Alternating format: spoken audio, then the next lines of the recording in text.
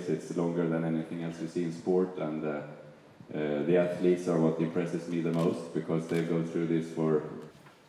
I just introduced myself. My name is Svensson. I work for the United Nations Environment, and we are having this partnership with the Volvo Ocean Race and the partners for the CleanSeas campaign. And we have over 50 governments, we have cities and states all around the world. And the last way you would think of gaining energy and relaxing and rebuilding is to sit in front of 800 people and me. But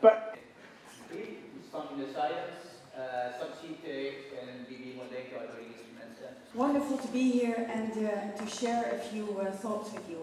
And the reason I unfortunately have to leave shortly after this, but my colleague Nick Bubb from Fauna and Flora, because they will be the one inheriting that issue, and who will have to, take action to make things change.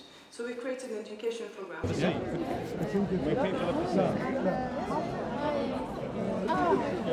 You stop over. Yeah, it was, yeah, it was good. Yes, our boat out. Do you know?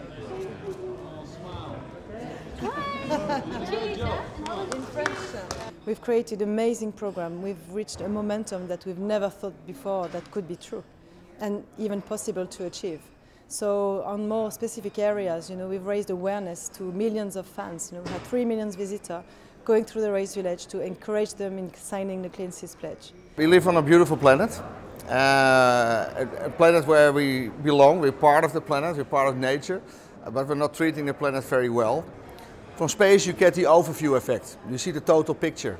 I realized on my first flight that I was going around the planet in 1.5 hours, and I saw all these people, and I thought they don't realize how small it is.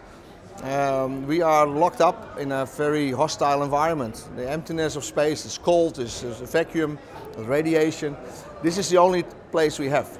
And from space you can see it through human eyes, so you can tell people, you can take them along and show how beautiful it is. But with satellites you can also measure all the ingredients from air pollution. You can measure the melting of the ice. You can measure the enormous misuse of the planet in all kinds of ways.